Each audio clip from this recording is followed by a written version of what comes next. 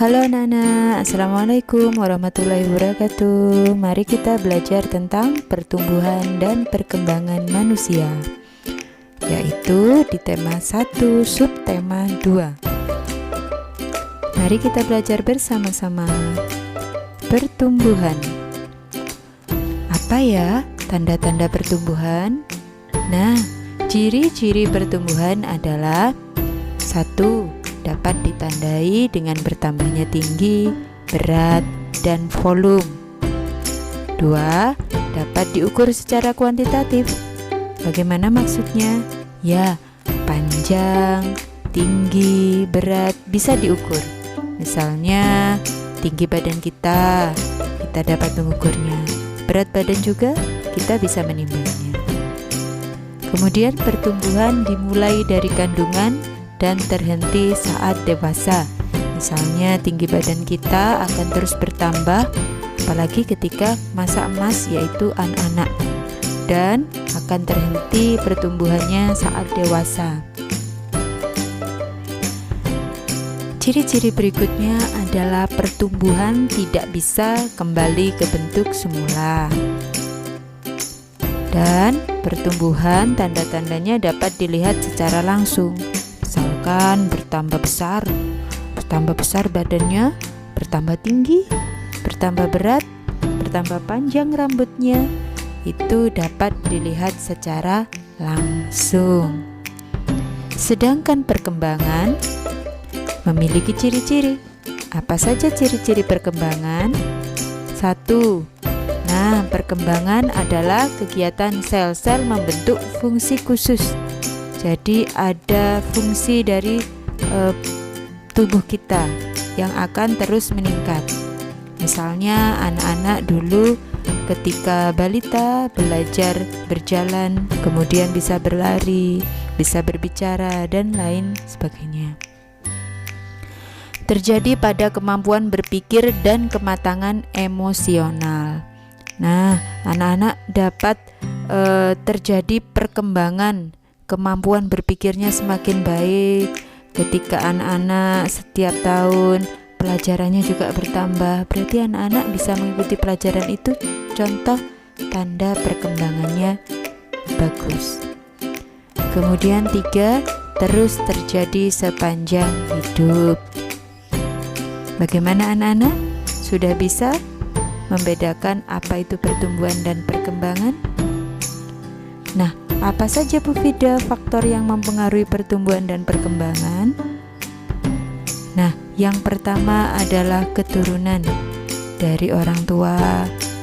Kemudian bagaimana sifat-sifat, juga bagaimana fisik orang tua juga bisa menurun kepada anak-anaknya. Yang kedua adalah makanan yang bergizi. Nah, pertumbuhan dan perkembangan juga sangat berpengaruh asupan gizi yang seimbang. Yang ketiga, olahraga. Olahraga ini sangat baik untuk kesehatan anak-anak.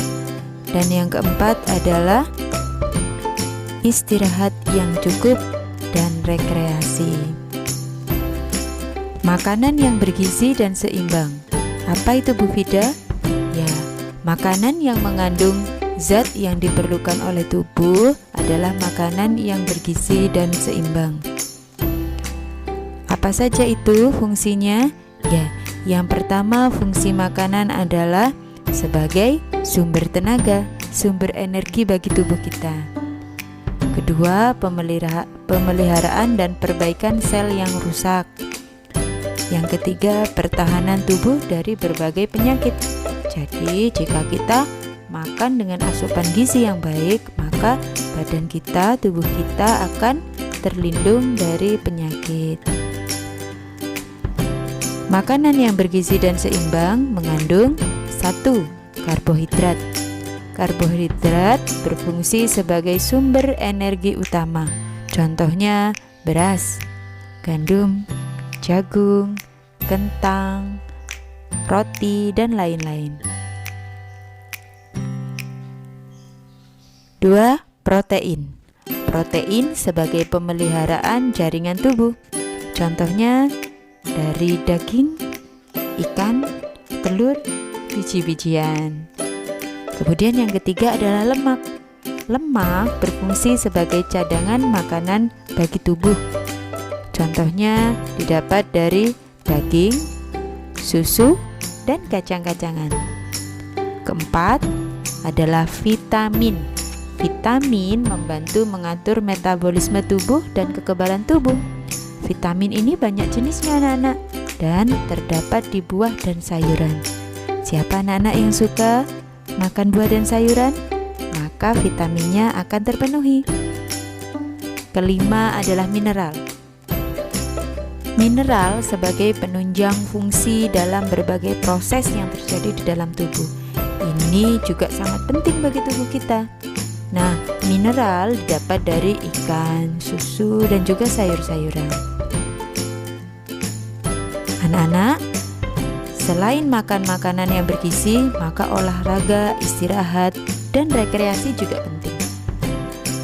Olahraga dapat membuat badan kita sehat dan peredaran darah lancar. Selain badan sehat, juga akan menyehatkan jiwa kita. Olahraga bagi anak-anak yang cukup adalah sekitar 60 menit dalam sehari. 60 menit ini tidak harus kita olahraga dengan intensitas yang padat.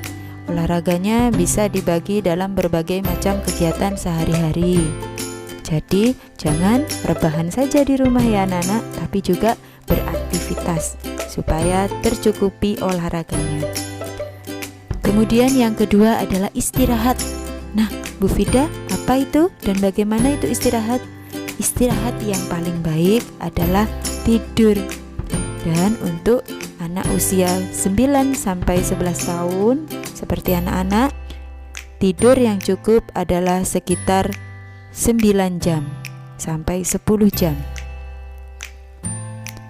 Kemudian yang ketiga rekreasi.